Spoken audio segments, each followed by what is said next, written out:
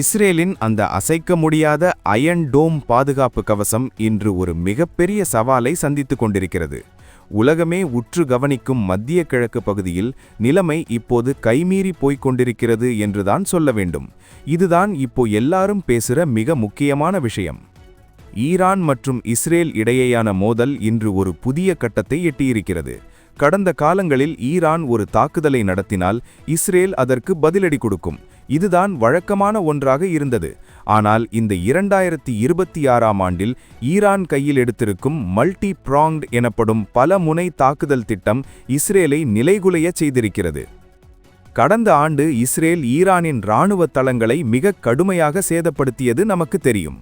அப்போது ஈரான் மிகவும் பலவீனமாகிவிட்டது என்றுதான் சர்வதேச அரசியல் வல்லுநர்கள் கணித்திருந்தார்கள். ஆனால் அந்த கணிப்புகளையெல்லாம் சுக்கு நூறாக உடைத்திருக்கிறது இன்றைய சூழல். உறுதியாக தெரிந்த ஒரு விஷயம் என்னவென்றால், ஈரான் இந்த முறை தனியாக வரவில்லை. லெபனானின் ஹிஸ்புல்லா அமைப்பு வடக்கு பகுதியிலிருந்தும் ஏமனின் ஹவுதிகள் அமைப்பு செங்கடல் வழியாகவும் இஸ்ரேலை தாக்கி வருகின்றன. இங்கேதான் ட்விஸ்ட்.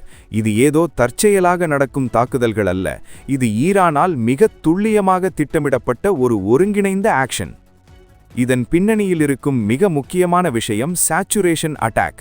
அதாவது ஒரே நேரத்தில் நூற்றுக்கணக்கான ஏவுகணைகளை ஏவும்போது இஸ்ரேலின் அயன் டோம் பாதுகாப்பு கவசத்தால் எல்லா ஏவுகணைகளையும் இடைமறிக்க முடியவில்லை. சில ஏவுகணைகள் இலக்குகளை தாக்குகின்றன. குறிப்பாக வடக்கு இஸ்ரேலில் உள்ள கிராமங்கள் இன்று ஹிஸ்புல்லா அமைப்பின் தாக்குதலால் பெரும் பாதிப்பை சந்தித்துள்ளன. ஒரே நேரத்தில் பல திசைகளில் கவனம் செலுத்த வேண்டியிருப்பதால் இஸ்ரேலின் இராணுவம் இப்போது தன் கவனத்தை சிதறவிட்டுள்ளது. சரி, இப்போ உண்மை என்னவென்றால், இஸ்ரேல் சும்மா இருக்கவில்லை. லெபனானுக்குள் தரைப்படை ஊடுருவி நேரடி போரில் ஈடுபட்டு வருகிறது.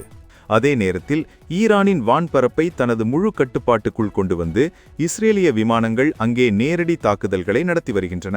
இருப்பினும் கடந்த ஆண்டை விட இந்த முறை ஈரானின் தாக்குதல் வேகம் இஸ்ரேலை அதிர்ச்சியில் ஆழ்த்தியுள்ளது.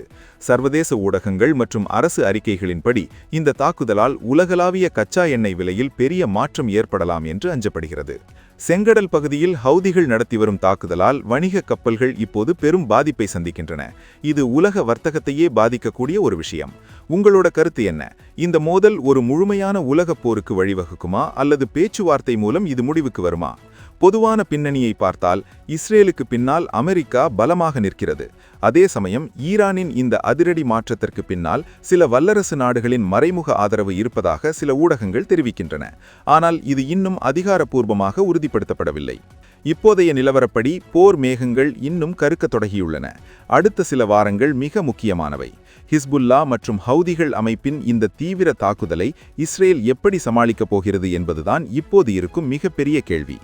சுருக்கமாகச் சொன்னால், ஈரான் தன் பலவீனத்தை பலமாக மாற்றி இஸ்ரேலின் கவனத்தை 4 திசைகளிலும் சிதறடித்திருக்கிறது. இதன் தாக்கம் மத்திய பிரதேச நாடுகளை தாண்டி இந்தியா போன்ற நாடுகளின் பொருளாதாரத்திலும் எதிரொலிக்க வாய்ப்புள்ளது. தொடர்ந்து இந்த போர் சூழலை நாங்கள் கண்காணித்து வருகிறோம். மேலும் பல விவரங்களுடன் அடுத்த செய்தியில் சந்திப்போம். நீங்க என்ன நினைக்கிறீங்க? உங்கள் கருத்துக்களை கமெண்டில் சொல்லுங்க.